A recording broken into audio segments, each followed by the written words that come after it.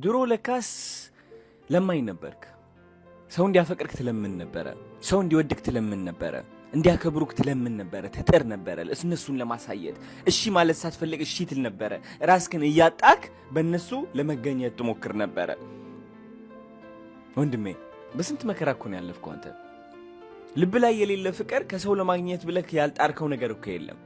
በሴቶች ብትል በወንዶች ብትል እንዳለ ሁሉም ሰዎች የሆነ ፍቅር ጎድሎብሃል። ያ ፍቅር ለማግኘት ደግሞ እየዞርክ ነው ያለው። ፍቅር ለማግኘት መወደድን ለማግኘት ወንድሜ ከሰው እንዳትጠብቀው። እሱ ሰው ፍቅር ይሰጠኛል ብለክ የምታምን ከሆነ ያስሩሃል። እነሱ ኃይልህን አሳልፈ እየሰጠህ ነው ለነሱ።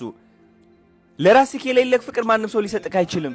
ራስህን ስታፈቅር ግን ማለት ነው ሰው ይውደድክ ይጥላክ ያንተ ስራ አይደለም። የዛኔ ማለት ነው ወንድሜ ማርያምን ነው ምልክ የሆነ የሚስብ ነገር ይኖርሃል። አንተ የምትወደድ ሰው ትሆናለህ። ምክንያቱም እባካችሁ ፍቅር የለኝም ራሴና ፍቅራችሁን ስጡኝ የፈለጋችሁትን ነገር አደርጋለሁኝ የሚል ጸባይህን ታቆማለህ። አንተ እኮ ሳይታወቅህ አካሄድክ ለራሱ እንደዛ ነው። አነጋገርክ እንደዛ ነው የሆነው። ሰው የሚልክ ነገር እሺ እሺ እሺ፣ እነሱ የሚወዱት ነገር እኔም ወዳለሁ።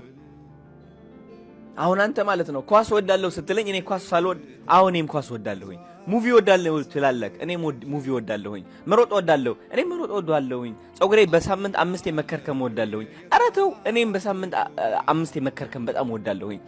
ምንድነው ትላለህ? ምንድነው ይህ ሰው ዝም ብሎ የራሱ ጸባይ የለውም። አንተን የሚያደርገ ነገር የለም። አንተ ኮፒ ትሆናለህ።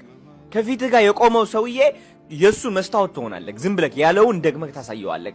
ግን አንተ ምርጫ ሲኖርክስ ለራስህ ፍቅር መስጠት ስትችል ግን እነሱ የሚወዱት ነገር እኔ ያልወደውም የማለት አቅሙ ይኖርሃል። የዛኔ ደግሞ ማለት ነው ትሆናለህ። አንተ በቀላሉ የማተው በቀላሉ አስወጥቶ የማይጣል ሰው ትሆናለህ። አንተ ልዩ ትሆናለህ። አንተ ገባህ ወንድሜ?